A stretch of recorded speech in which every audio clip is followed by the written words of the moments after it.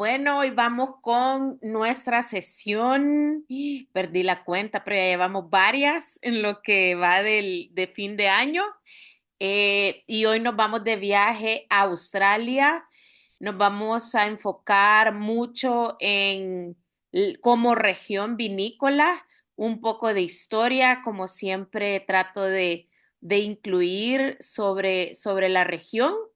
Em, Datos curiosos que probablemente lo hemos leído en una etiqueta de vino australiano o lo hemos escuchado.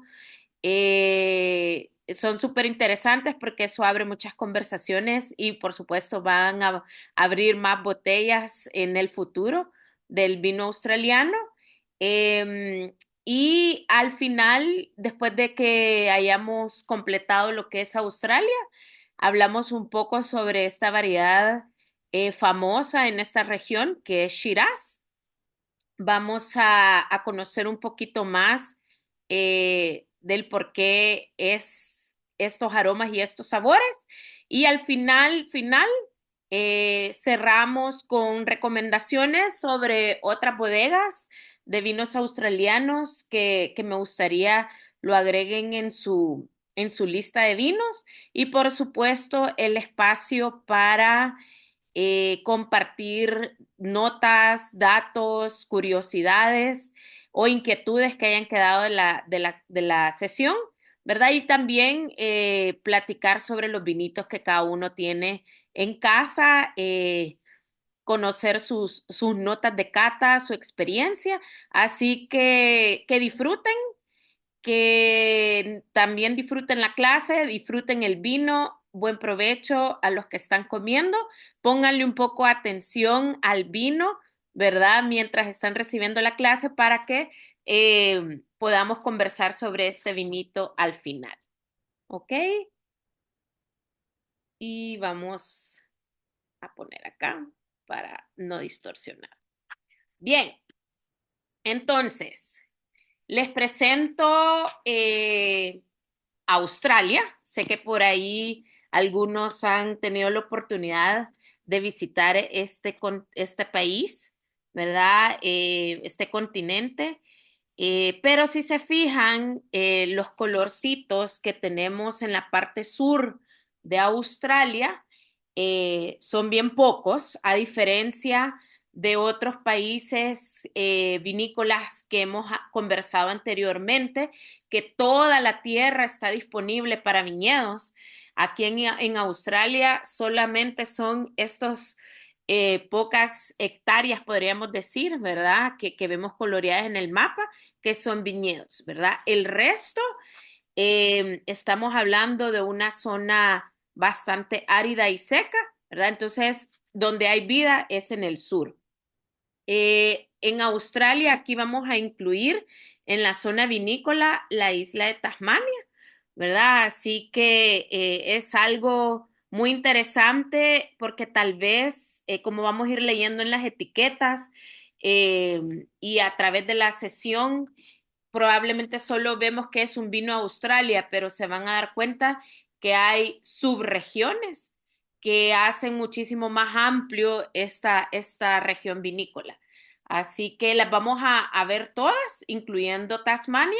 Les voy a contar como las subregiones más importantes y que deberíamos de conocer y probar en algún momento de nuestra vida. ¿Ok?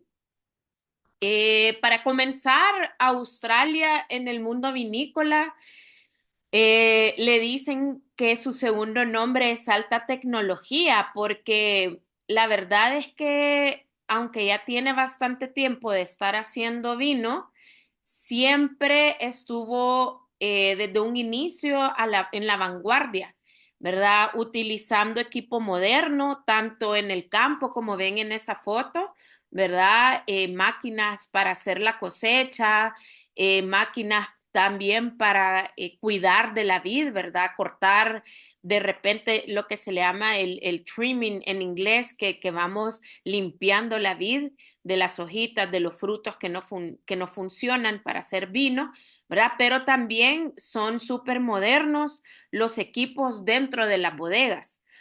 Y no solo la maquinaria es lo que hace que Australia sea conocido como alta tecnología, sino que también los humanos, las personas, que la verdad por ellos es que tenemos un vino embotellado, ¿verdad? Ellos son los que hacen el trabajo, a pesar de que la máquina haga el trabajo en el campo, sin un humano, pues no tendríamos ¿cómo se dice? Ese conocimiento, ¿verdad? Para llevar a obtener al final un vino súper rico. Entonces, todos los empleados, todos los que trabajan en el mundo del vino aquí en Australia, son personas súper entrenadas. Ellos creen mucho en el entrenamiento, no solo en conocimiento del campo ni dentro de la bodega, sino que también en el uso de todo el equipo avanzado que pueda ser más fácil elaborar el vino.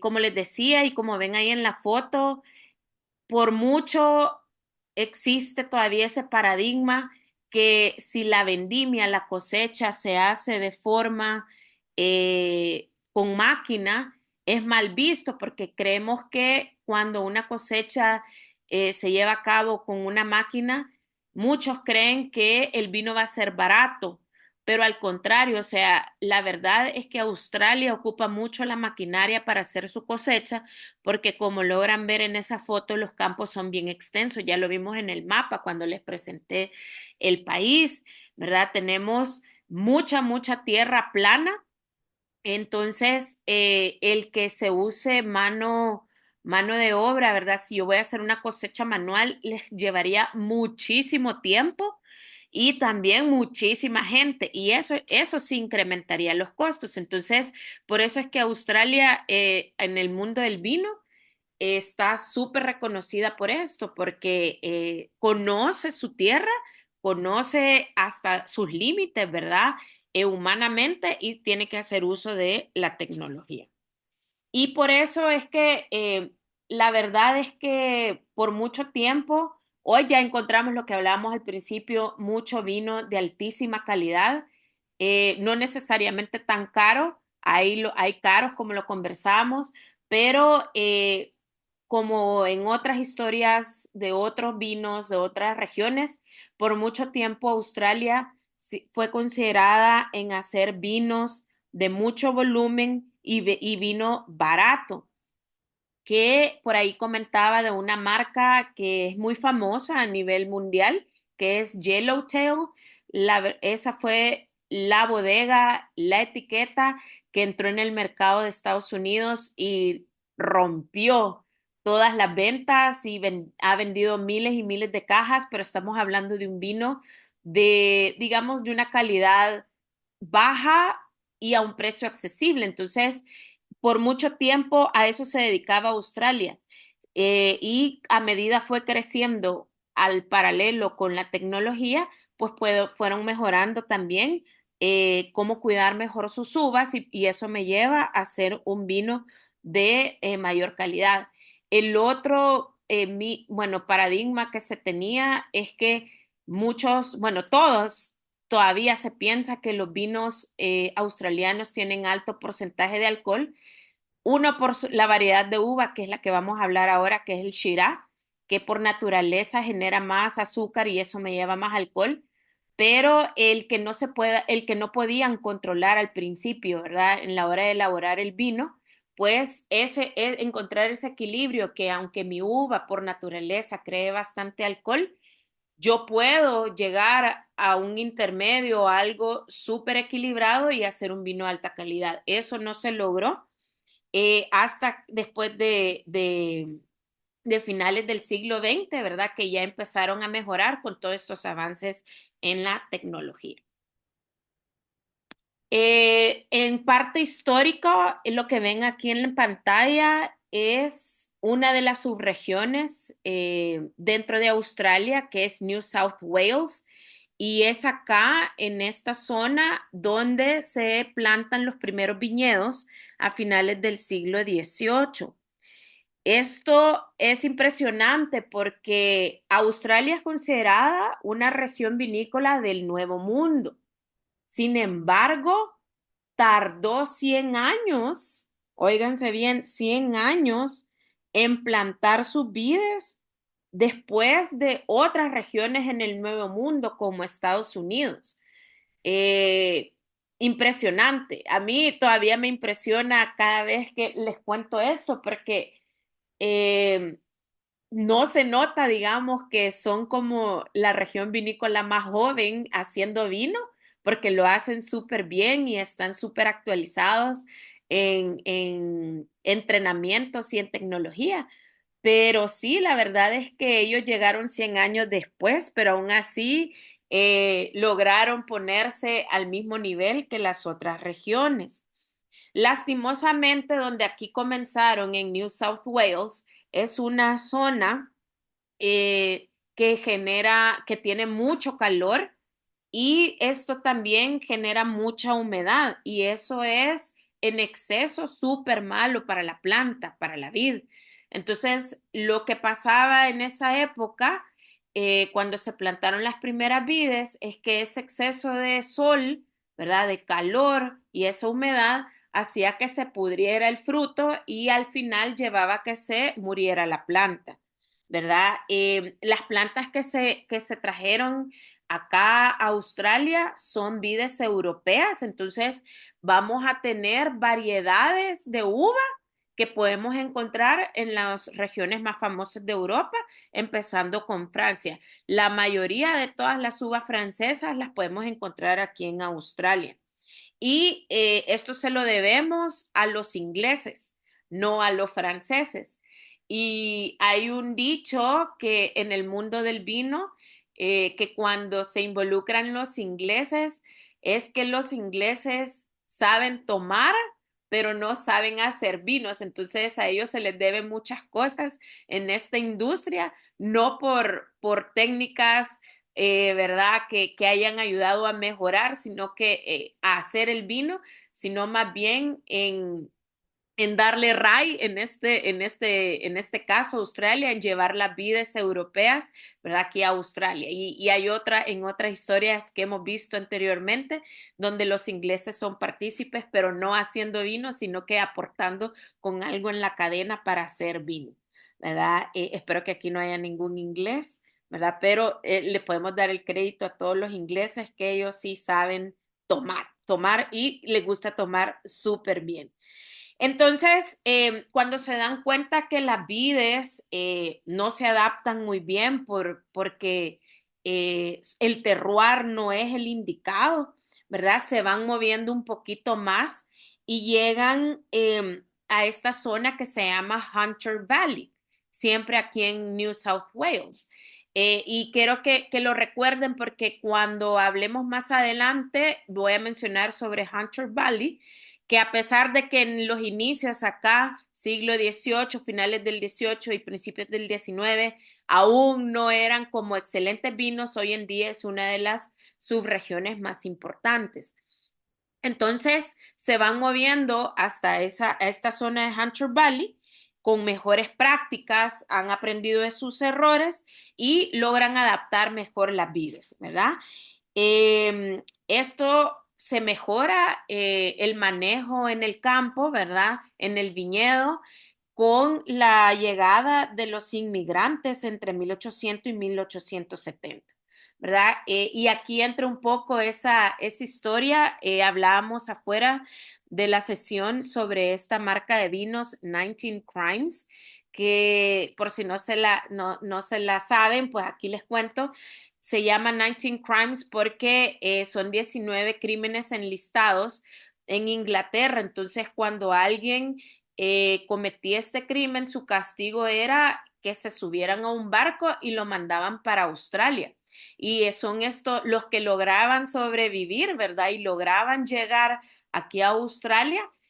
Son estos ingleses, ¿verdad? Que ayudaron en cierta forma a la producción del vino, ¿verdad? No a seguir los crímenes de los que fueron acusados, pero esa es la historia, ¿verdad? Son estos personajes que los destierran, ¿verdad? De su tierra en Inglaterra y vienen acá a ser los colonos de Australia. Entonces a mucho, se le debe mucho acá en la región vinícola australiana se le debe mucho a los ingleses su participación.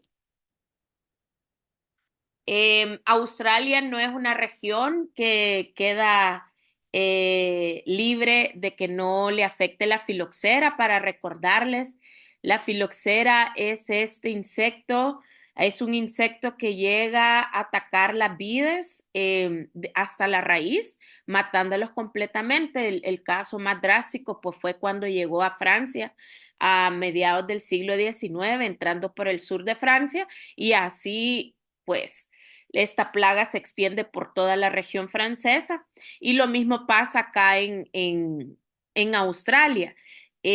Como ven aquí en el mapa, la filoxera entró siempre por el sur. Estamos hablando que entra en la zona de Victoria, que es otra de las regiones importantes acá en Australia.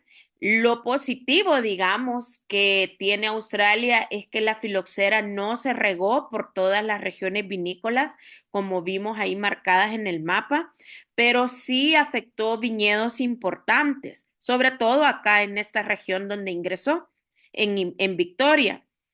¿Cuál es lo, digamos, lo positivo de que sucedan estas cosas negativas, como lo que hizo Francia? Esto permite que cuando existen estas plagas, el bodeguero, el enólogo, el viticultor repiensa qué uva es a la que se quiere dedicar, eh, cuál va a ser su siguiente plan, ¿verdad? ¿Cuál es la mejor variedad que se pega a este terroir y qué es lo que pueden mejorar? Entonces, eso es lo que hizo Francia y esto es lo que hace también Australia, ¿verdad? Replantan y esto da la apertura y da el inicio a que empiecen a elaborar vinos más finos. Se recuerdan que hace poquito les acabo de contar de que Australia en un inicio fue conocido por vinos de volumen y vinos baratos, vinos con alto porcentaje de alcohol porque no lograban equilibrar todos sus bondades, ¿verdad? Que trae la uva y esto logran mejorarlo recomenzando después de la filoxera. Eso no quiere decir que ya desde en este momento ya no se hacen vinos baratos. Claro que sí, muchas bodegas se mantienen en esa elaboración, en ese negocio, pero comienza esta nueva era de vinos más finos. Ok, bien. Eso también es importante en el mundo del vino australiano, que sí existen aún pocos negocios administrados por las familias, ¿verdad? En los setentas era muchísimo más que hoy, pero poco a poco, como Australia, la verdad es que fue creciendo exponencialmente. Hay datos económicos que de producir en un año 1 millón de cajas al final de año, dentro de un par de años siguientes, Australia ya estaba en 134 millones de cajas, o sea, su producción creció un montón. Entonces, esto llevó a darse a conocer el vino australiano a nivel internacional súper rápido, sobre todo en mercados grandes como Estados Unidos e Inglaterra. Entonces, el crecimiento fue tanto que muchas compañías grandes empezaron a absorber, ¿verdad? Estas pequeñas bodegas. Y estos son los dos grupos más importantes que podemos encontrar hoy en día, Pernod Ricard y Treasury Wine Estates, que son dos grandes compañías, digamos, le llamamos como las marcas sombrías y tienen muchas bodegas alrededor del mundo y de Australia tienen entre 3, 4, 5 bodegas, ¿verdad? Que ellos manejan y tienen el control. Para los que tenemos el Penfolds en casa esta noche, Treasury Wine Estates es la compañía que es dueña de Penfolds hoy, ¿verdad? Así que no se extrañen que de repente, pues, eh, alguna bodega australiana que estábamos acostumbrados a consumir porque era familiar, por ganas de crecer, pues estas se la vendan estas compañías porque siguen adquiriendo bodegas, no sé cómo le hacen. Lo chivo es que tienen bodegas interesantes estas dos compañías que vale la pena. Los invito a que puedan ingresar al sitio web de estas dos compañías. Tienen también información educativa, que eso ayuda a seguir aprendiendo del mundo del vino y de cada una de las bodegas, pero eso es el reto también a uno como consumidor de vino. Si yo soy el consumidor que quiero, digamos, seguir apoyando a estas grandes compañías o me quiero dar esa tarea de consumir vinos que provengan todavía de administraciones familiares o incluso entre las recomendaciones que yo les voy a hacer al final de bodegas australianas, tal vez no son familiares, pero sí son bodegas, digamos, que nacen de proyectos entre amigos. Esos proyectos también son bien chéveres porque tienen una historia que contarte, ¿verdad? Entonces, espero que todavía son manejados entre ellos, ¿verdad? Entonces, existen, están a la mano, ¿verdad? Esas bodegas y espero que también sea un reto para ustedes. Cada vez que vayan a buscar un vino australiano, preguntar o averiguar de cierta forma si es manejado todavía por los familiares o por los que ya crearon el proyecto o si pues forman parte de este grupo. ¿Okay? Si hay preguntas, ahí me los van poniendo en el chat o comentarios, ¿verdad? De lo que vayan ahí también indagando ustedes en su información. Esto me parece algo súper cool en el mundo del vino australiano porque ellos sí te aclaran y te recalcan que hay dos filosofías para elaborar vinos y esto es algo adicional para nosotros como consumidor de vino, en este caso de vino australiano, ¿qué es lo que yo quiero consumir? Quiero un vino que está basado en la filosofía de un single vineyard, que quiere decir single vineyard, que es un vino que proviene de un solo viñedo, ¿verdad? O de una sola finca.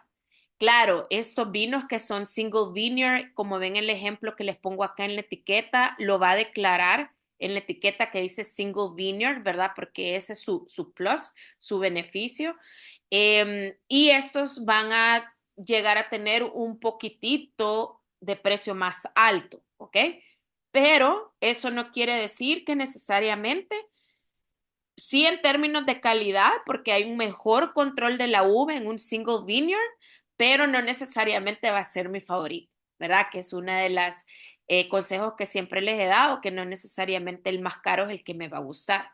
Las tres nombres que les declaro acá debajo de single vineyards son tres subregiones australianas que son muy buenas trabajando vinos bajo esta filosofía, que es Coonawarra, Barossa Valley y Margaret River.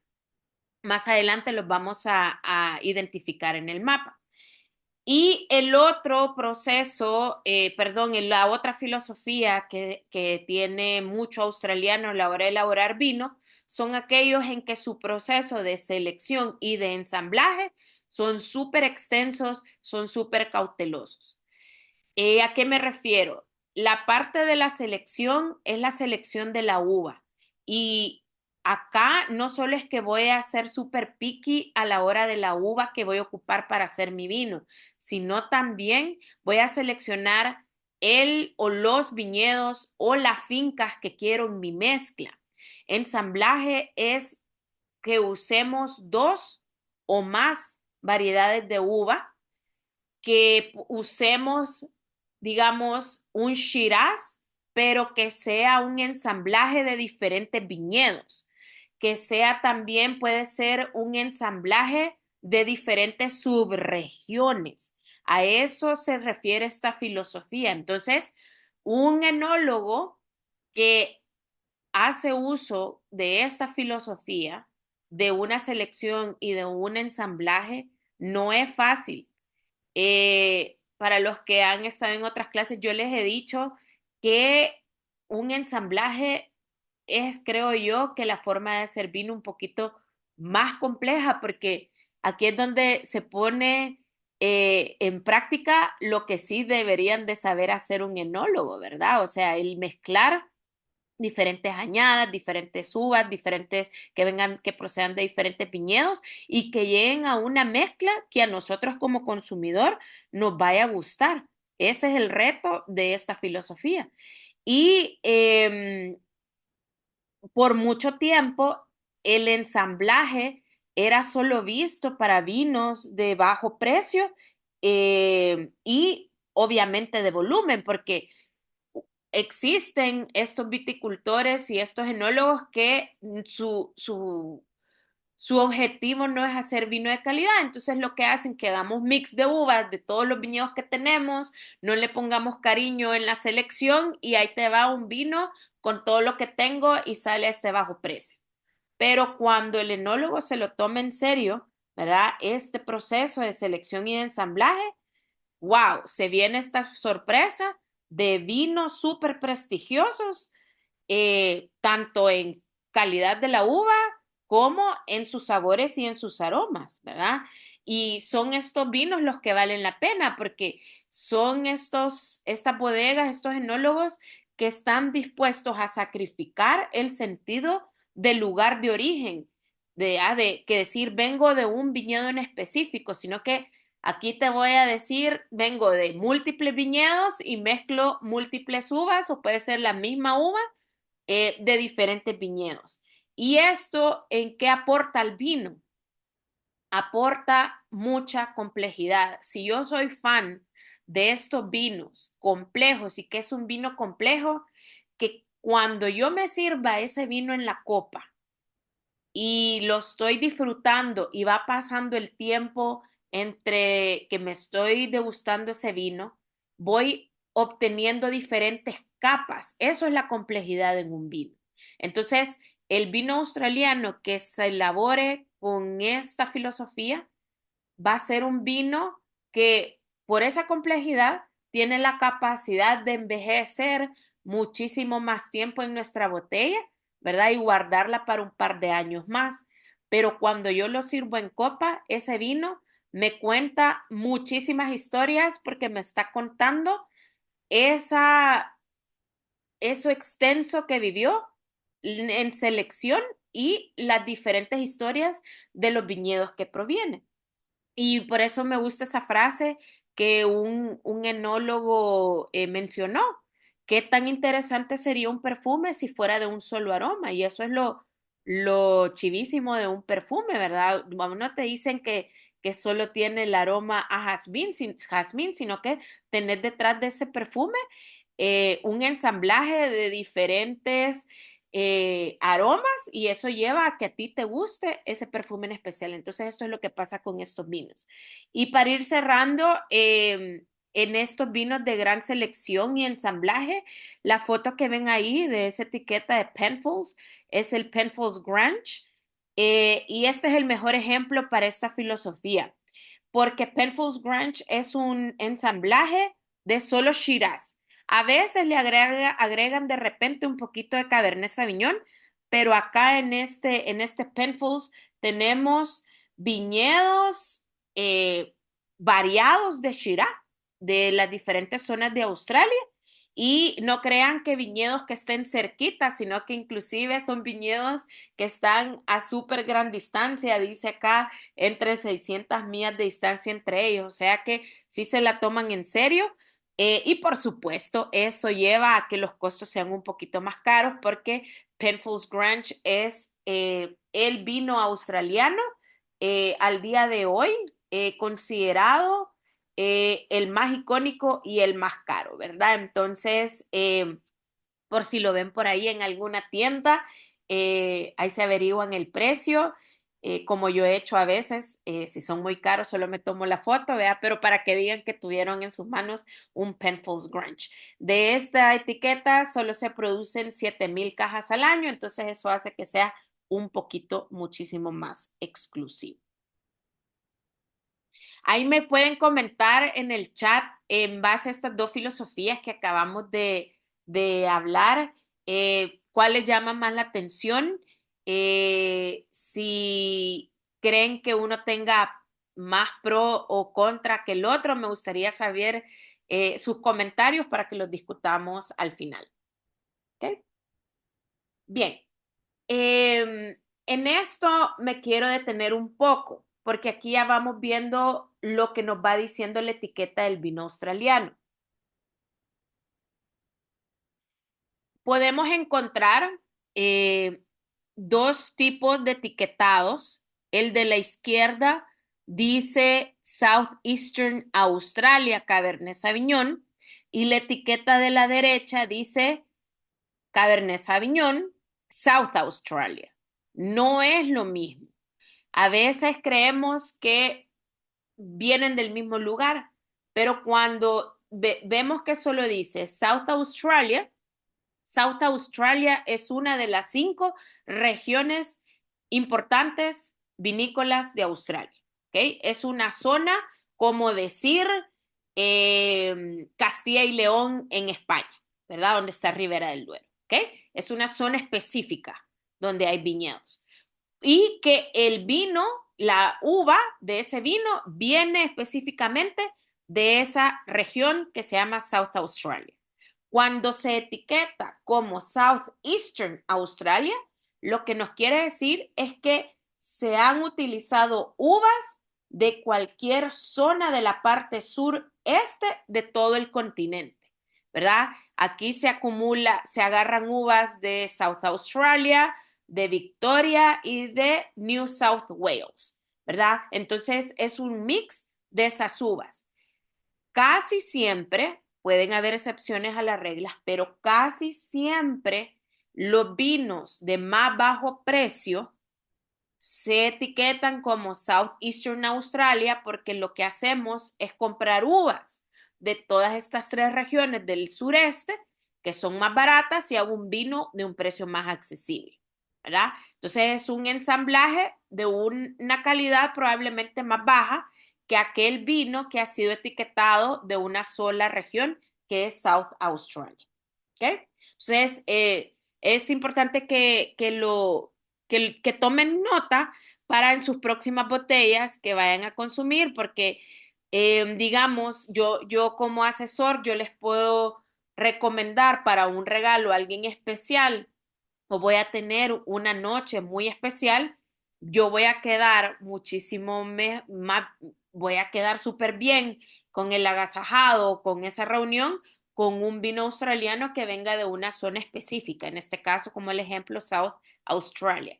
Pero si mi razón para tomar vino es como una fiesta, eh, quiero tomar vino rico, pero no quiero gastar mucho, mi opción pueden ser estos etiquetados como Southeastern Australia porque tengo un presupuesto más limitado. ¿Ok? Logran los que tienen Penfolds en su casa, ya encontraron si está etiquetado como Southeastern Australia o como South Australia. Los quiero oír, si le han puesto atención a la etiqueta. Australia. Chivísimo. Igual el de nosotros, South Australia. Entonces, ya ven que tenemos un vino que viene de una sola región. Así que tienen un buen vino en casa que están disfrutando. Bien, un poco sobre la tierra, las uvas y los viñedos, ¿verdad? Hablemos en general sobre el terroir de Australia. Australia es una de las tierras más antiguas, así como India y África. Y como vimos al principio en el mapa, al centro es todo un área árida y plana, que no llueve mucho en años. Entonces, por eso es considerado el continente más seco. Y a pesar de que es considerado el continente más seco, está rodeado de agua, ¿verdad? Como vimos, ahí tenemos el mar de Timor, el mar de Arafura, el mar del Coral y por supuesto, pues lo que rodea a Tasmania, el mar de Tasmania. Se cuentan hasta el día de hoy aproximadamente 417,000 acres de viñedos y como vimos también, todos están ubicados en el sur de Australia, ¿verdad? Porque aunque sea árido en la parte norte y central, pues no tiene los demás elementos que son necesarios para la planta, ¿verdad? Porque acá el contacto con la costa, los viñedos se benefician mucho para refrescarse de ese sol que se recibe en el día. Todos acá comparten ese clima mediterráneo, vea, todo uniformemente.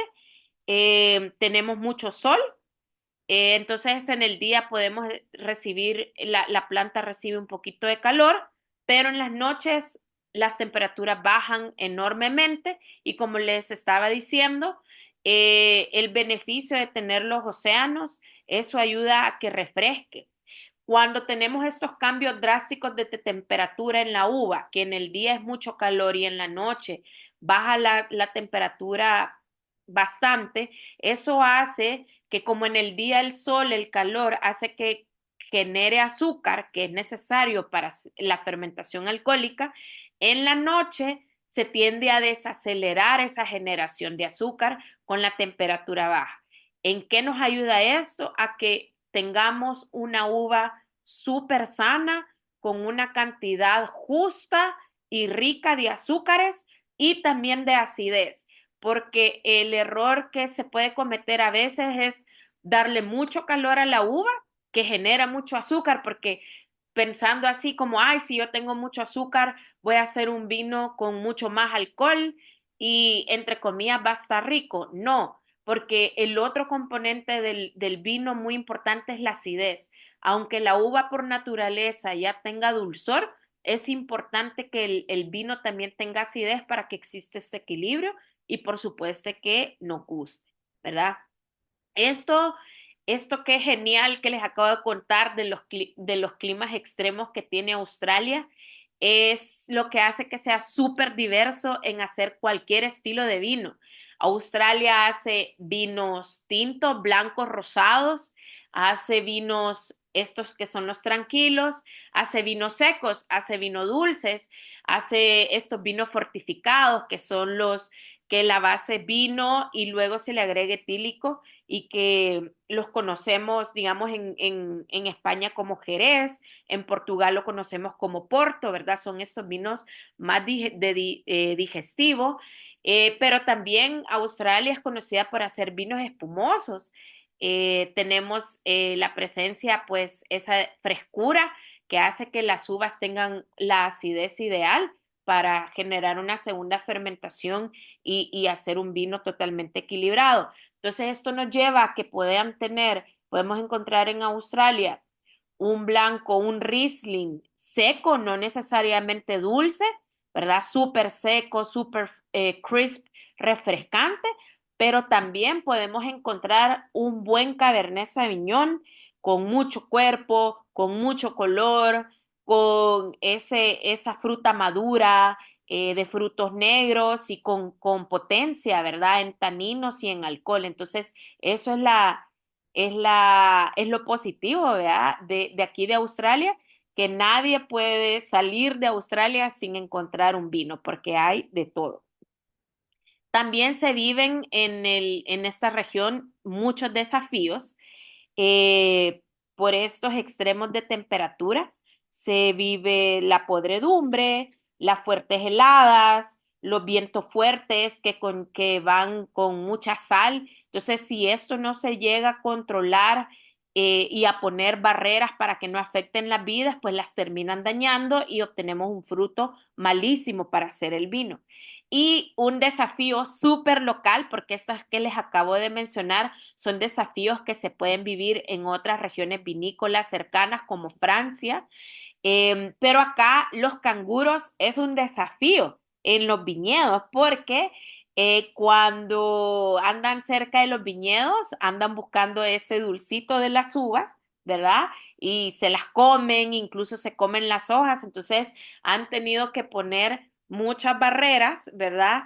Para que los canguros y súper altas para que los canguros no entren a los viñedos, ¿verdad? Entonces es un desafío para ellos, imagínense. Y como les mencioné también al principio, por todo lo plano que tienen de tierra, lo más fácil para ellos es usar la vendimia con máquina, ¿verdad? Y eso pues pueden hacer la cosecha en los tiempos que debe de hacerse, porque si se pasa mucho el tiempo haciendo la cosecha, probablemente las uvas se pasen de su dulzor, ¿verdad? Ya no se tenga una uva de calidad, pero sí existen aún viñedos pequeños que se siguen haciendo las cosechas a mano. Por supuesto, esto ya es algo que decide el propietario, ¿verdad? Pero casi toda la vendimia en Australia se hace a máquina. Hay más de 40 variedades de uva, o sea, como les digo, acá en Australia todos podemos salir con un vino, ¿verdad? Tanto en estilos y como variedades de uva. Y a continuación les quiero mostrar las variedades de uva más cosechadas, con más hectáreas de viñedos y también las más favoritas, ¿ok? Están ordenadas de arriba de arriba abajo, de izquierda a derecha, eh, por orden de importancia para el australiano y también por orden de hectáreas de viñedos y preferencias. Así que, como ven, la líder es la Shiraz, ¿ok? En segundo lugar tenemos Cabernet Sauvignon, que es lo que hace fantástico, ¿verdad? Que hayan Cabernets con mucha fruta madura. Semillón, que es una uva que se usa mucho para vinos blancos, al principio frescos, pero después van evolucionando a vinos blancos con un poco de dulzor. Luego tenemos otra uva blanca famosa, Riesling, que es súper versátil. Riesling puede hacer vinos blancos dulces y secos, que es el ejemplo que yo les daba. Acá son muy famosos los Riesling secos, los dry. Tenemos Chardonnay, que es una uva importante para la elaboración de los vinos espumosos, pero también son muy conocidos los Chardonnay australianos para hacer vinos muy potentes, muy complejos. Merlot, ya vamos hablando, ¿verdad? Un poquito desacelerando acá en nivel, pero sí encontramos bastante Merlot y por último la Grenache, que es la fiel compañera, como vamos a ver más adelante, de la Shiraz o del Cabernet Sauvignon en las mezclas, ¿verdad? Si se fijan, son uvas europeas, todas nacen en Francia, excepto Riesling, que nace en Alemania. La Grenache es la misma garnacha que encontramos en España, pero es la misma Grenache que encontramos en Francia. Así que estas son las uvas más importantes, ¿verdad? Y son las uvas que yo les sugiero que deberíamos de probar en cuanto se pueda de los vinos australianos. ¿Vamos bien hasta ahorita? He tenido Sí, vamos bien. Eso va, chévere. Bien, algo muy interesante también de los vinos australianos que lo vimos en su momento en la sesión de unos vinos españoles hace poco, son las vides antiguas. Y saben que las vides más antiguas del mundo, de Cabernet Sauvignon, de Shiraz y de Grenache, están aquí en Australia. Es lo que leemos en las etiquetas cuando declaran que dice Old Vines, ¿verdad? En inglés, las vides antiguas. Pero acá en Australia no es un término legal. El término Old Vines sí es legal, como vimos en su momento cuando vimos la uva Cariñán en Chile, ¿verdad? Ahí sí se declara el término y tiene peso ese término que se coloca en la etiqueta, pero cuando lo vemos declarado acá en Australia, que un vino te dice, este es un Old Vines, no va sujeto a alguna ley, ¿verdad? No hay un consejo regulador que te dice, así te certifica que sí es una Old Vine, pero por no tener justamente esa ley, ese peso, en el 2000, los mismos, digamos, bodegueros, propietarios, empezaron a definir los rangos de edad de sus vides, ¿verdad? Y así fue como las clasificaron en estas cuatro que les menciono aquí en pantalla, comenzando por una Old Vine. es aquella vid que tiene por lo menos 35 años de edad y son estas vides que ya comienzan a tener un tronco bastante grueso y raíces completamente maduras. ¿Ok? Luego tenemos la siguiente clasificación que son las Survivor Vines, que son mínimo de 70 años. Es considerada, pues sí, por supuesto, una vida antigua y por ser ya de mayor edad, con los cambios cada año, ¿verdad? Climáticos, estas sufren bastante. Por ende, el vino que se haga de esta vid Survivor cada año va a ser totalmente diferente, ¿verdad? Porque sí se ve afectada en gran proporción. La tercera clasificación es la Centenarian Vine. Ya hablamos de que son por lo menos 100 años. Ellos lo consideran como una vid excepcional.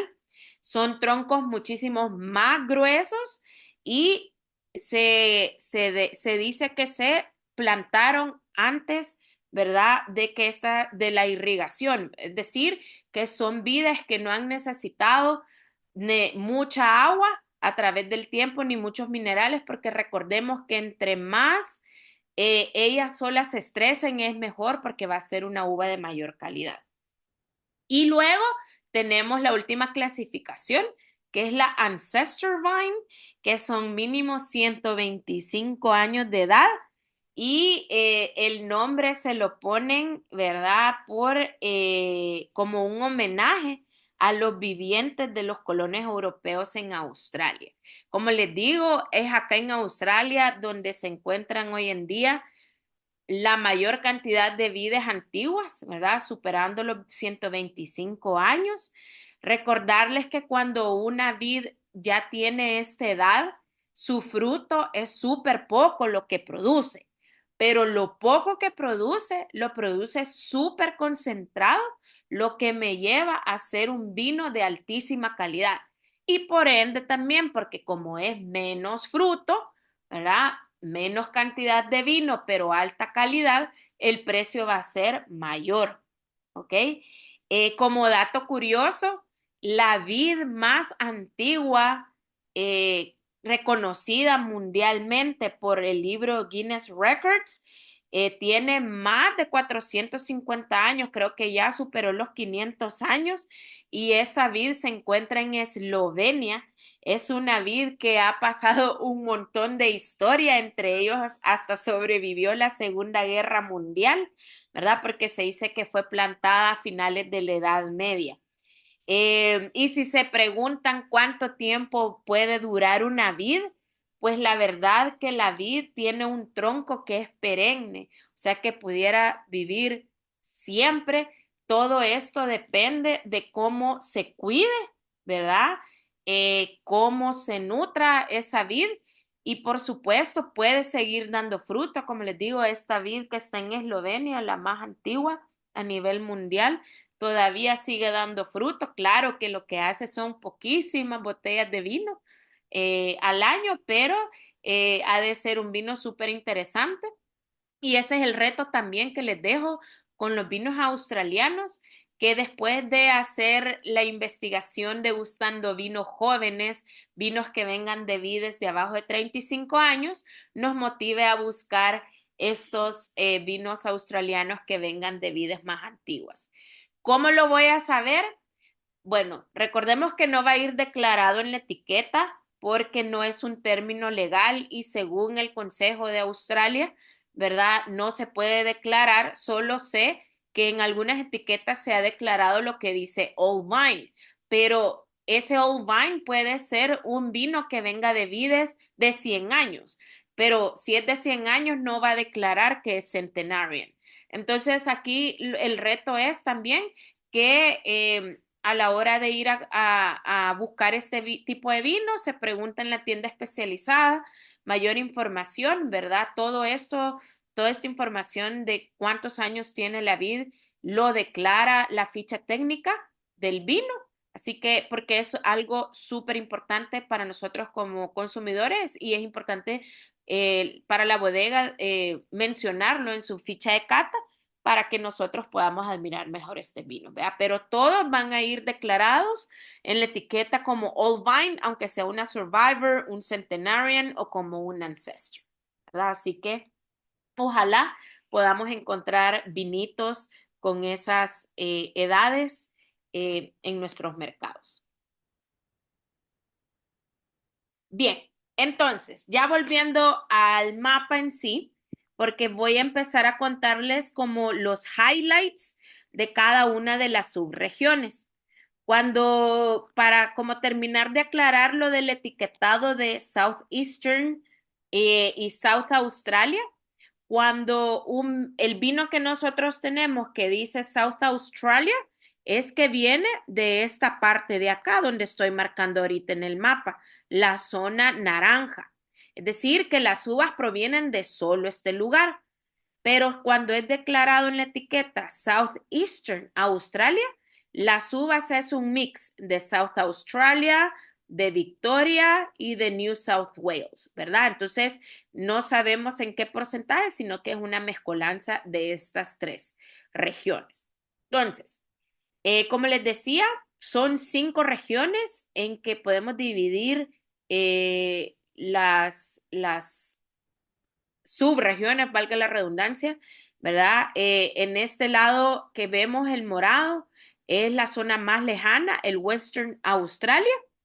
Y casi todo esto que está súper cerca, vea, repito, South Australia, lo anaranjado, Victoria, que es lo que está más al sur, lo moradito, y lo rosadito es New South Wales, donde les contaba que aquí es donde inició las primeras plantaciones de viñedos.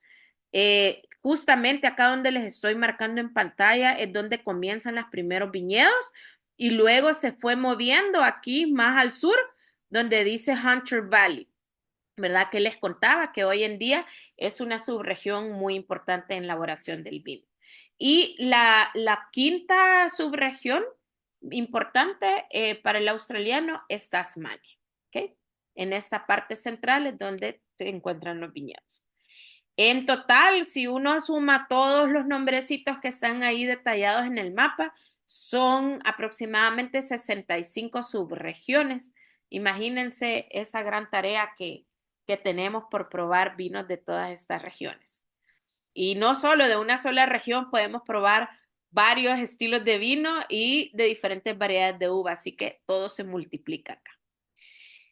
Vamos a comenzar en este orden, les voy a ir contando los highlights, comenzando de South Australia, luego me paso a New South Wales, Victoria, Western Australia y terminamos en Tasmania.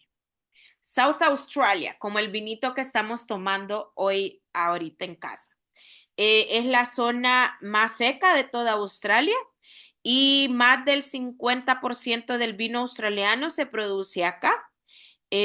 Acá se encuentran los mejores Cabernet Sauvignon, los Shiraz, los Chardonnays, Riesling y Semillon. Y todas, como vimos, bueno, les voy a poner en el mapa, todas salen desde acá, desde Adelaide, ¿verdad? Todos salen desde acá. Entonces, ¿cuáles son las subregiones interesantes top que deberíamos de probar de South Australia? Comencemos por Adelaide Hills. Esta es la más larga y la más diversa. Luego tenemos Eden Valley y Clear Valley, que acá podemos encontrar excelentes Riesling. Yo doy fe, he probado Rieslings de Clear Valley y son deliciosos porque son secos y refrescantes. Y por supuesto, estas dos subzonas también hacen excelentes Shiraz. Luego tenemos el famoso McLaren Valley. Sobresale aquí es Shiraz. Si veo McLaren Valley, lo que tengo que consumir es un Shiraz. Y de acá es donde sale más del 50% del Shiraz. Luego tenemos Coonawarra, que es uno de los mejores terroirs para el Cabernet Sauvignon. Y por último tenemos Barossa Valley, que en términos de fama, esta es la que más se conoce a nivel mundial. Hace excelentes Cabernet Sauvignon, pero también tenemos muy buenos Grenache. Encontramos vinos fortificados, que son estos vinos dulces que tomamos con el postre o como digestivo, ¿verdad? pero muchos se inclinan por el Shiraz. Entonces, si yo tendría que comenzar por tomar vino australiano, yo comienzo tomando por vinos de South Australia y por supuesto comenzar a probando los diferentes Shiraz. Comenzara por Barossa Valley, luego probara el de McLaren Valley y por último probara un Shiraz de Clear Valley. Y se van a dar cuenta que son completamente diferentes. Barossa Valley, como les decía, es súper conocido a nivel mundial, más que de todas las demás subregiones, porque hacen un estilo de vino mucho más amigable, tiene mucha más cantidad de fruta madura, entonces eso hace que sea la subregión de introducción al mundo australiano. Si yo tuviera que comparar Barossa Valley con otra región vinícola, muchos la comparan con el sur del Ródano en Francia. Se compara también con los vinos de la Toscana, ¿verdad? Que tenemos bastante fruta madura también porque es una zona que está al centro de Italia. Y para compararlo con una región del Nuevo Mundo, pues Barossa Valley se compara con el Valle de Napa. ¿Ok? Porque reciben ese calorcito, lo que conlleva tener una uva con ese azúcar y acidez equilibrado. ¿Ok? Vamos con la siguiente. New South Wales, ¿verdad? Donde inicia todo lo del mundo del vino. Esta es la segunda zona que más produce vino en Australia. Y acá el que cabe destacar es Hunter Valley, ¿verdad? De todos los que hay, este es como el que pone en alto New South Wales. Es el distrito más famoso, pero aún siendo pequeño, es el más famoso. Es la zona más caliente, ¿verdad? Y más húmedo, porque aquí si lanzamos la línea, pues nos acercamos al Ecuador, pero elabora por ese clima que tiene, elabora excelentes Chardonnay y Shiraz. Estos vinos Chardonnay y Shiraz, por ese calor que recibe en el día, va a ser un vino mucho más cremoso, más voluminoso y por supuesto con unos grados de alcohol un poquito más altos. Pero la verdad es que de Hunter Valley lo que se debe de probar sin falta es un blanco de la uva Semillón, que jóvenes, los Semillón, como les contaba, son muy de alta acidez, muy frescos, pero ustedes los dejan pasar, guardar en botella por lo menos unos 5, 8 años, hasta 10 años, y ese vino se convierte en una miel bastante equilibrada porque la acidez no la pierde, ¿verdad? Entonces es otro de los vinos en la lista de probar de vino australiano. Si yo tengo que comparar Hunter Valley con otra zona vinícola, se compara con el Valle de San Joaquín en Estados Unidos. Luego, nuestra tercera región importante es Western Australia, que es la que está, eh, uy, me faltó Victoria, no sé por qué se desapareció Victoria. Quiero ver. Bueno, ya les cuento. Western Australia, eh, los tops son Margaret River y Swan Valley, ¿verdad? Por ejemplo, la foto que ven ahí en pantalla es Swan Valley. Fue el primer distrito de Western Australia y acá en Swan Valley se conocen los vinos dulces fortificados, ¿verdad? Vinos que se elaboran con la variedad blanca Chenin Blanc, Muscadel, Chardonnay y también podemos encontrar en Swan Valley el vino blanco Verdejo, que es en España, pero Verdello también que se encuentra en Portugal. Y cuando hablamos de la subregión Margaret River, de las más nuevas y de las finas regiones, como les conté, ¿verdad? Que está, como es una zona más lejito, Western Australia es como la más nueva y Margaret River es la más nueva dentro de Western Australia. Las uvas llegaron acá hasta 1960 y si son amantes del surf, esta es una región que deben de visitar porque Margaret River tiene las mejores zonas para surfear. Y se considera Margaret River como el pequeño Bordeaux, el pequeño Burdeos, porque encontrás variedades de uva como la Semillon, Sauvignon Blanc, Cabernet Sauvignon. Encontramos también Chardonnay, que son considerados también de los mejores de Australia. Y aquí el único problema que tienen en Margaret River son los pájaros, porque cuando dicen que cuando están súper maduras las uvas, estos llegan a comerse las uvas, ¿verdad? Y hoy tienen que proteger mucho los viñedos con sus redes. Entonces, como les dije, si tengo que compararlo con otra subregión, de otro país, Margaret River es un pequeño Burdeos. Aquí se pueden dar gusto, estilos tipo Burdeos, pero con un poquito más de fruta madura. Disculpas que no sé qué pasó con la de Victoria, que es la otra subregión que está más al sur. Victoria es la región más pequeña y, como les digo, está más al sur, como vimos en el mapa. Me voy a ubicar en el mapa para que no nos perdamos. Es esta zona morada acá, ¿verdad? Es la zona más al sur de Australia. Eh, y acá en Victoria lo que yo recomiendo y lo que también los expertos dicen es que está Yarra Valley, Geelong, Mornington Peninsula, en esas tres zonas lo mejor que se elabora es Chardonnay Pinot Noir, ¿verdad? Que esos también son la clave para hacer un espumoso. Tenemos luego la subregión de Beechworth, ahí encontramos muy buenos chardonnays, pero también en Victoria, aunque se enfoquen en vinos un poquito más refrescantes, podemos encontrar muy buenos Cabernet Sauvignon. Dentro de Victoria también está la subzona que se llama Rutherglen, y como les decía, por tener acá viñedos de Chardonnay y Pinot Noir, es importante probar los vinos espumosos. Y si ya nos vamos al sur de Australia, tenemos Tasmania, ¿verdad? El estado más pequeño, tenemos sol en el día, tenemos frío en la noche, un clima marítimo que está en todos lados de Tasmania.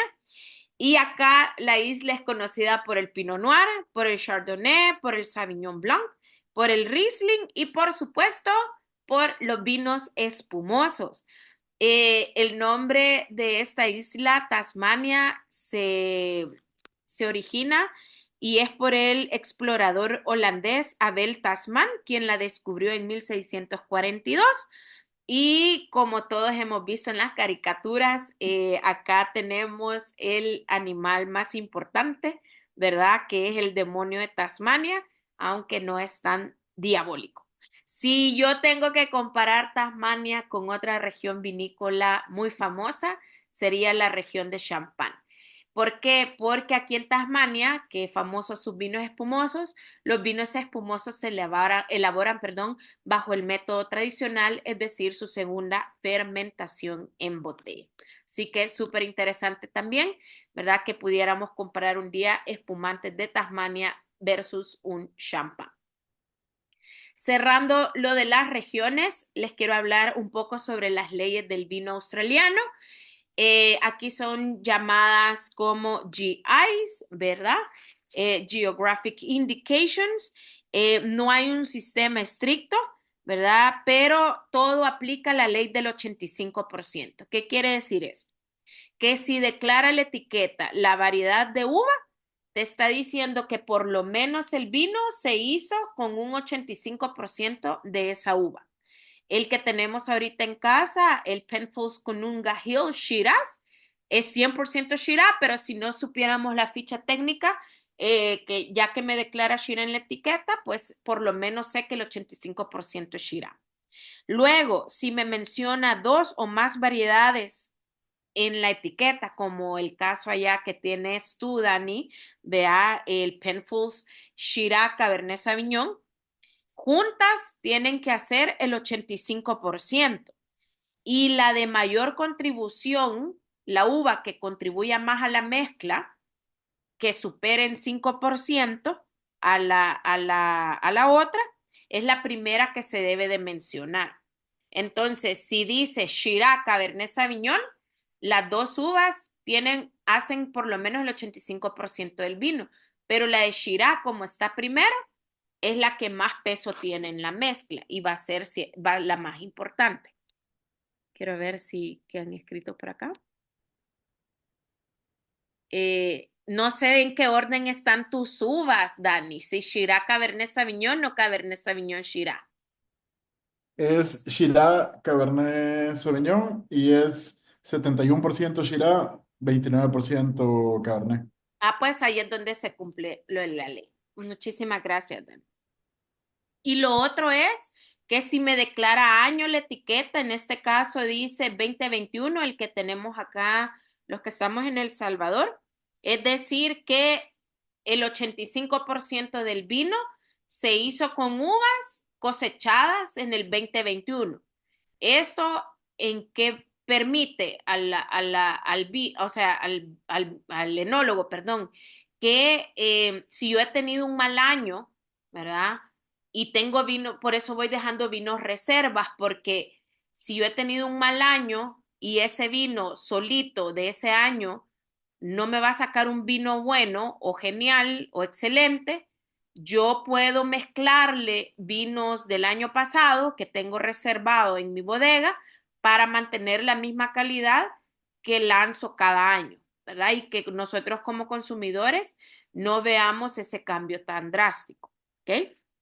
Y luego si menciona una geographic indication, ¿qué es una geographic indication? Pues todas las que hemos hablado acá, como Cunaguarra, como Barossa Valley, como Adelaide, como McLaren Valley, ¿verdad? Como Victoria, etcétera, etcétera. Si la declara en la etiqueta, si declara una subregión más específico, si declara todavía un viñedo en especial, se cumple también lo del 85%, que las uvas tienen que venir de esa subzona, por lo menos el 85%. ¿Ok? Entonces, para los que tenemos el Penfolds Kununga Hill Shiraz 2021, solo decirles que si es un 100% Shiraz, es un mix, ¿verdad? De uvas porque de diferentes zonas de South Australia, ¿verdad? Pero la mayor parte de la Shiraz que viene de este vino, perdón, viene del Barossa Valley, ¿verdad? Entonces podríamos describir que este Penfolds Conunga Hill Shiraz 2021, aunque venga de South Australia, la Shiraz no solo viene de una sola subregión, sino que es un ensamblaje de Barossa Valley y de otras, ¿verdad? Así que para que lo tomen en cuenta. Y por último, en el tema general de Australia, las notas eucalipto. Es muy común que en los vinos australianos nosotros percibamos esta nota eucalipto y es una característica bien eh, que se nota, o sea, sobre todo en vinos que van evolucionando bastante en copa, en un Shiraz o en un Cabernet Sauvignon. Es esa sensación que nosotros tenemos de frescura, de menta, esa nota medicinal, y esto se debe porque existen alrededor de los viñedos los eucaliptos, ¿verdad? Y nota interesante, estos son nativos de acá de Australia. Entonces, no nos extrañemos que encontremos en nuestro Shiraz de repente, si ahorita que estaban degustando su Shiraz tienen un retrogusto fresco, un poco de mentol, es porque probablemente cerca de los viñedos tienen plantados eucaliptos. ¿Alguien haya percibido esta nota en su vino? Tanto en nariz o retrogusto. Y Súper obvio, ¿verdad? Sí, se siente. Va, eso ayuda un montón cuando anden tapados de la nariz a abrir un Shiraz de Australia en vez de ponerse Big Vaporub. Les aseguro que les va a abrir la nariz. ¿Ok? ¿No están aburridos todavía porque nos falta Shiraz? Hablar de la uva. No, para Para nada. nada. Dale. No, para No, nada. no. Chévere. Todo bien. Excelente. Sigamos. Me encanta. Mira, ¿sabes qué?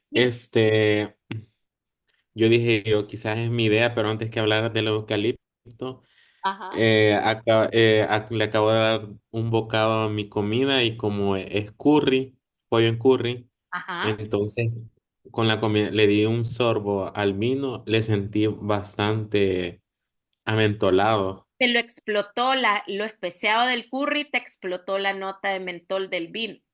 Así es. Qué cool. Ay, ya nos diste hambre, Francis. Me parece súper cool. ¿Alguien más que haya tenido alguna experiencia con la comida y la nota mentol? Mm, no. Aquí San Miguel dice que está, pero súper fuerte. Ya estamos bien alegres. Y lo estamos combinando ahorita dulce con una galleta de chocolate, pero 100% chocolate, pero es supuestamente de dieta después de comernos todas las costillas de cerdo. Eso es Es el digestivo. perfecta descripción. No, pero súper buena combinación, Shiraz y chocolate amargo. Súper bien. Excelente. Bien, entonces, para continuar, ir avanzando, ya la última parte es esta uva que todos tenemos en copa, que es Shiraz, la variedad más plantada y el vino más elaborado en toda Australia, como hemos visto en todas las subregiones, en todas las GIs que hablamos, Shiraz aparece, ¿verdad? En la elaboración. Pero si tenemos que comparar a nivel mundial, Shiraz es el segundo lugar en Australia. Acordémonos que Shiraz y Syrah es lo mismo. En Francia le dicen Syrah y Francia es el productor número uno de Syrah. Luego segundo lugar Australia y en tercer lugar tenemos España. Como les mencioné cuando hablamos sobre las old vines, sobre las vides antiguas, Australia es el hogar de los Shiraz más antiguos y aún productivos, ¿verdad? Y hay vides que datan desde 1843, prefiloxera. O sea que esa fruta, esa uva de ser espectacular, creando un vino de altísima calidad. Eh, Les decía que es la misma Syrah que encontramos en Francia, que encontramos en otras partes del mundo, pero por su nombre, Shiraz, lo que pasa es que el australiano, al principio cuando llegó la uva, le llamaba Syrah, pero entiendo yo, no he conocido un australiano de primera mano, pero en las lecturas que he hecho, dicen que los australianos tienden a cambiar las palabras como por palabras un poquito más, no sé, que suenen un poquito más cool, como en este caso, y entonces así le empezaron a llamar Shiraz y así quedó. Pero ¿de dónde viene el origen? Muchos dicen que es originaria del pueblo Shiraz, que queda en Persia, y se dice que ahí nació esta uva, ¿verdad? Y que alguien de ahí de Persia se la llevó a Francia y le llamó Shiraz. Pero ya se hizo después una prueba de ADN y se ha dicho que es originaria de Francia, ¿verdad? Que es autóctona de Francia. Y es el cruce de dos uvas súper francesas, me van a disculpar mi francés, Mondus Blanche y Durez, ¿ok? La desconozco, yo creo que no sé si todavía siguen vigentes ahí en Francia. Bueno, hoy en día en algunas regiones del Nuevo Mundo le llaman Shiraz, siguiendo el estilo de Australia, y esto es muy importante. Ok, a ustedes ahorita ya están probando un estilo específico Shiraz de Australia. Cuando ustedes prueben un Syrah de Francia, va a ser totalmente diferente, porque como vemos, este Shiraz australiano tiene mucha fruta madura, incluso más frutos negros que rojos. Mientras que el Syrah francés es un poquito más seco, ¿verdad? Yo le digo como que es un poquito más tradicional, más aburridito, le podría decir. Rico, pero un poquito más serio.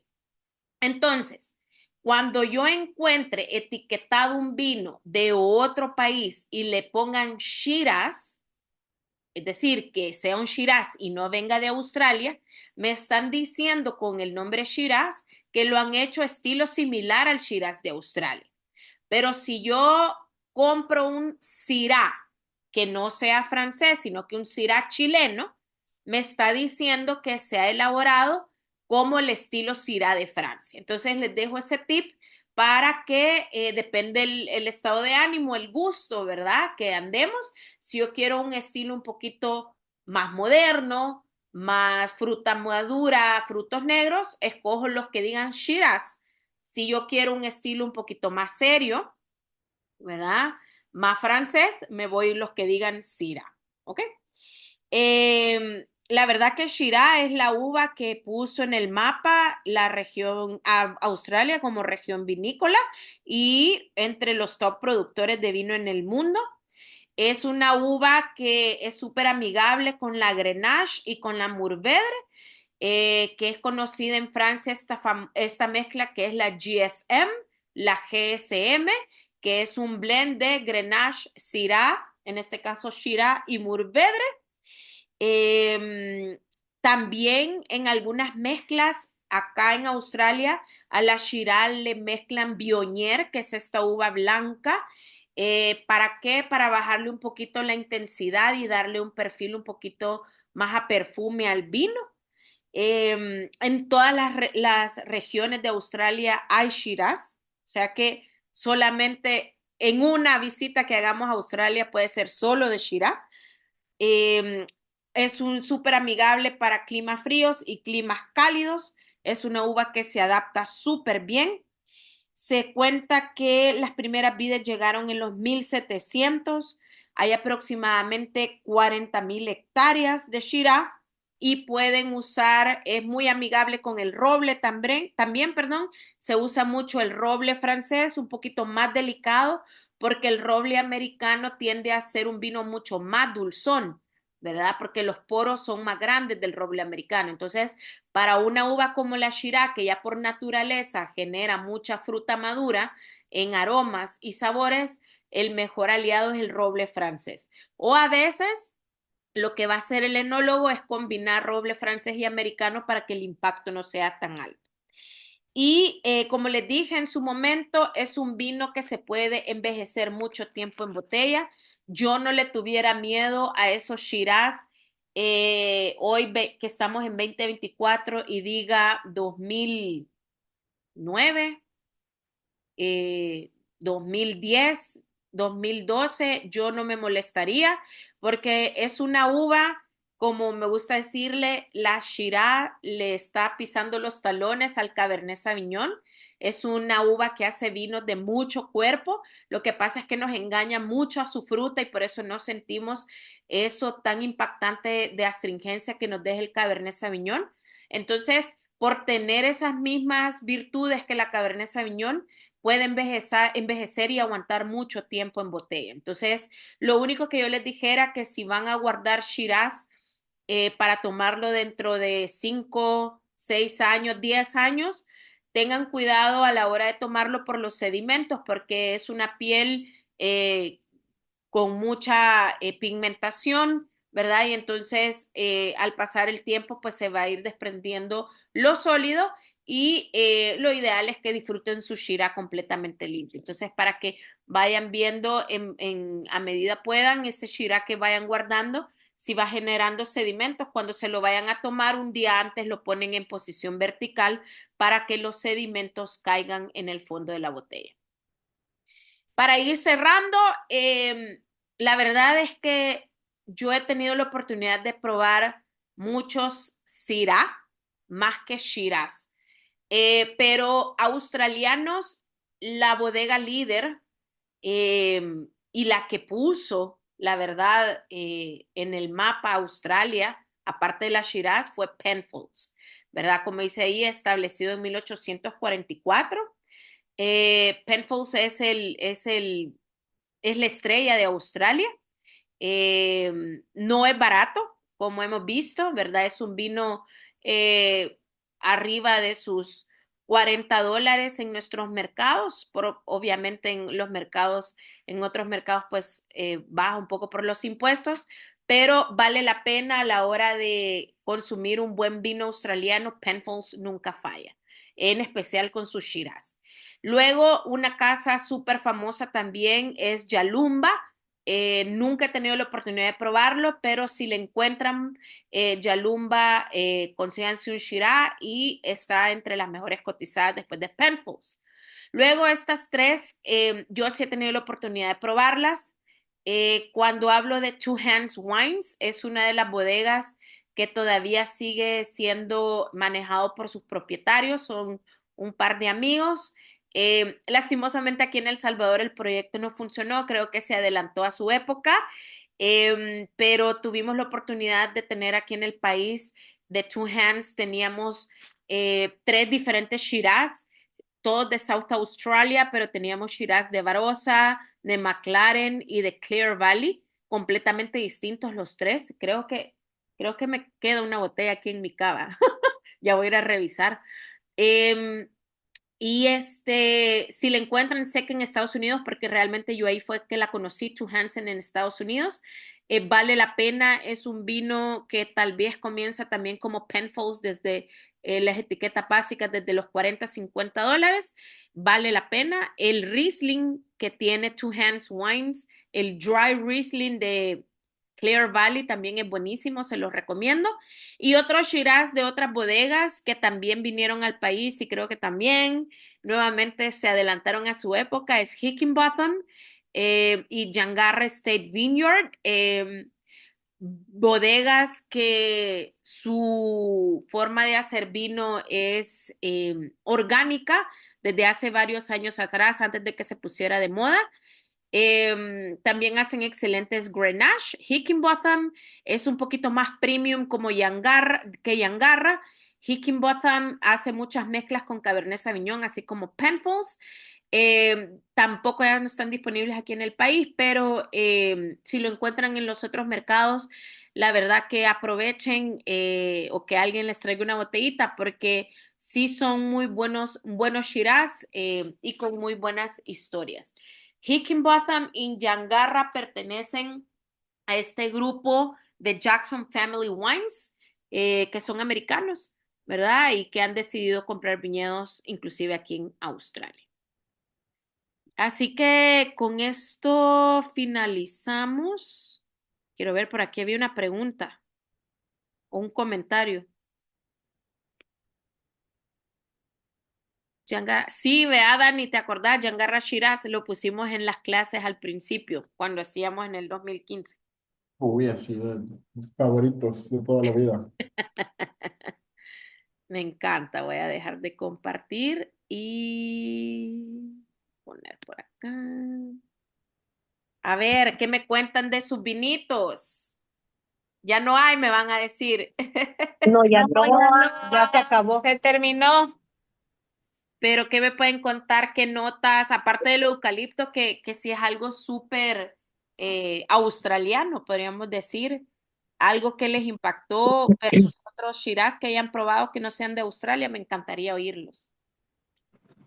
Es bien propio de la región, realmente como que es con la característica de fuerte, no es que lo asemeje al Cabernet Sauvignon, pero es como fuerte, pero característico de esa región. Así lo noté, ¿verdad? Entonces, Y delicioso. tú decías algo del alcohol, la verdad que este no tiene 14.5, sí se considera Ujú, medio alto, pero hay más altos. O sea, cuando ya un ujú. vino llega a los 15 o 15.5, sí es considerado un tinto o un vino con alto porcentaje de alcohol, pero creo que acá lo que engaña, y es lo que hay que tener cuidado, Sí, es el dulzor que tiene el el Shiraz. dulzor, sí, porque se siente en el paladar, o sea, arriba, en el cielo de la boca, se siente la fuerza, lo que quema.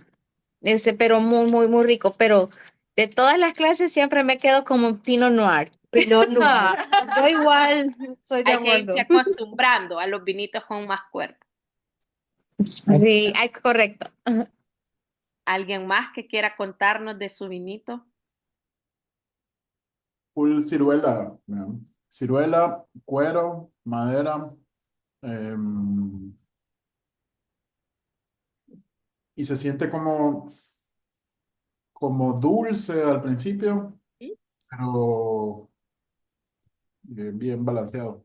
bien rico. Y eso es lo que tiende como que, ese es el otro engaño, digamos, un engaño bonito, porque es sedoso, pero después de varias botellas puede ser peligroso.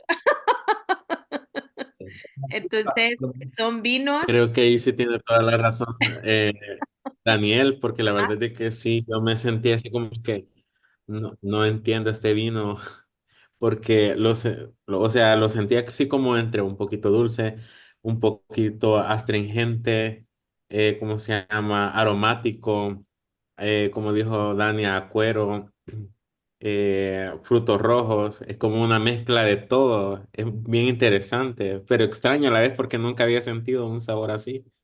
y es justamente, Fran, lo que hablábamos de la complejidad, que las diferentes capas que me va contando en la copa. Creo que eso es lo que hace interesante no solo el Shiraz australiano, sino que también un Cabernet Sauvignon, porque te va contando las diferentes historias, ¿verdad? Así que me alegro que se han dado la oportunidad. Y Celeste, ¿qué nos quiere contar? Bueno, yo realmente, este es mi primer Shiraz que he probado. Ah, No he probado yo de este tipo de uva. Me llamó la atención que al primer sorbo, perdón que ya estoy en mi casa y el perro está aquí molestando. ay, recibiendo la clase, bienvenido también. Cabal. El primer sorbo lo que me llamó mucho la atención fue la acidez. Sentí la acidez al principio. Ya conforme fui dando más sorbitos y disfrutándolo un poquito más, se balanceó bastante. O sea, lo sentí seco, de Ujú. cuerpo medio. Realmente no tiene un final muy tardado, un final medio para mí. Y sí, sí lo siento ya, ahorita sí lo siento balanceado. Cuando dijeron Morena, creo, que lo estaban disfrutando con chocolate, me recordé que mi hijo tenía un pastel de chocolate y lo fui a sacar. Me quedó súper rico. Y allá en Panamá también tienen chocolate, ¿ve? O sea que ha sido un hit el maridaje. Sí, sí, Que me sí. alegro, que es súper cool. Gracias por compartir. La verdad que el único último consejo con Shiraz, creo que no es el vino que deberíamos de llevárselo a alguien que va empezando en el mundo del vino, porque es un poco tricky, vea. Pero el otro consejo es que tiene que haber esa comida que lo haga el balance, como ustedes comentan, y hidratación, porque nos engaña, vea, por el dulcito. Así que súper, súper cool. No sé si alguien más quiere agregar algo eh, adicional. Todos felices con el vino y la clase. Una pregunta. Dime. Yo le sentí como notas a pimienta, pero no sé si es que he confundido la pimienta con el mentol, porque mencionó, ya cuando usted mencionó lo del eucalipto, lo volví a probar y sí ya asociándolo quizás lo sentí, pero sí le siento todavía pimienta, no sé si me equivoco. Pimienta pudiese ser a veces esa sensación como picantillo, Uh -huh. como imagínate, ajá, ya sea pimienta blanca o pimienta negra, pero Okay. mentol va a ser esa frescura. Si es fresco lo que tú sentís en el retrogusto, es la nota mentolada o balsámica también, porque Okay. en esa Okay. línea por lo sedoso, ¿verdad? Pero sí puede tener un poco de pimienta, ¿verdad? Por la fuerza que tiene la uva, como va acercándose al Cabernet Sauvignon, Uh puede -huh. tener las mismas características, pero en menos cantidad. Okay. Ujú. Okay. Gracias. Súper, entonces voy a poner pausa por aquí.